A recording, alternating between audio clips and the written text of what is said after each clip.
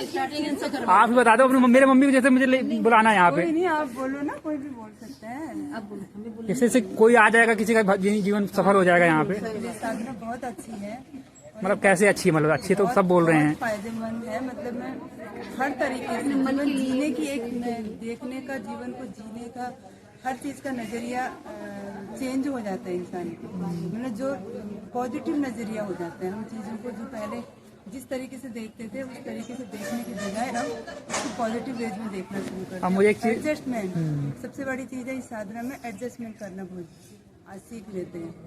और मेरी मम्मी से बोल रही थी कि मैं जैसे अभी जाऊंगी तो 10 दिन पूजा करना होगा, वो कौन करेगा?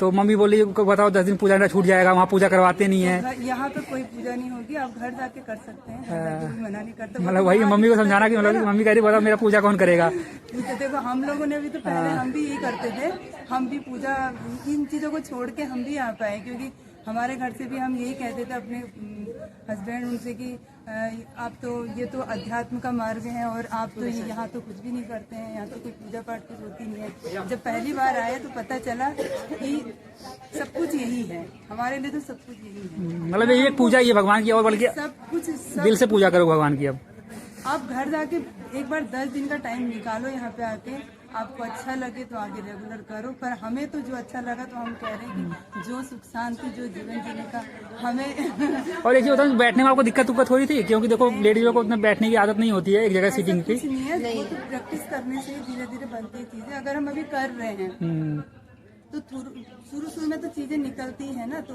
बैठने की क्योंकि आदत है नहीं हमारी, तो पहली बार हम ये काम कर रहे हैं, तो इन चीजों को धीरे धीरे अगर बैठेंगे तो फिर वो भी आदत बन जाएगी। और 10 दिन ना बोलना, जो कि औरतों को बोला जाता है, सबसे ज्यादा औरतें ही बोलती हैं मार्केट में, मतलब ऐसा बोलते लोग, तो वो बोलने की आदत यहाँ बंद हो जाएगी, तो उससे कुछ दिक्कत होगी?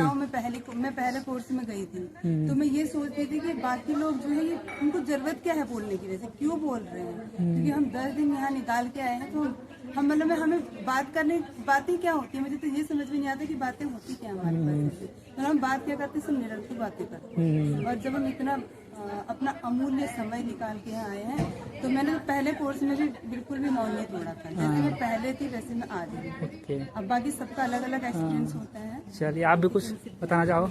बहुत अच्छा रहा हमारा, बहुत सभी के लिए बहुत अच्छा है, ये ऐसी कोई बात नहीं है। रही भगवान को ही ये इसको ये 10 दिन के लिए हम लोग यहाँ पर आते हैं, हम अपने आराध्य को मन ही मन में याद कर सकते हैं। यहाँ पर भी हम उन्हीं की तलाश में आते हैं, अपने आप को देखने के लिए आते हैं। हमारा तो यही है कि सभी को ये करना चाहिए, 10 दिन का टाइम निकाल के करना चाहिए, सारी जिंदगी भर लगे। ये पहला आपका शिविर था? नहीं, मेरी पहली सेवा थी, 3 शिविर में कर चुकी हूँ। ओके, बहुत बढ़िया लगा।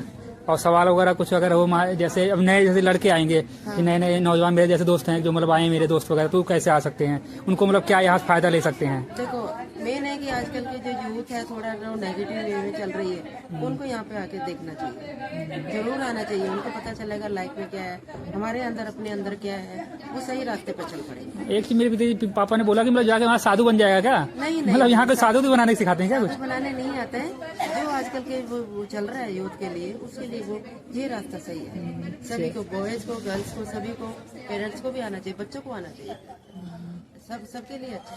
चलिए बहुत बढ़िया लगा आपसे बात करके।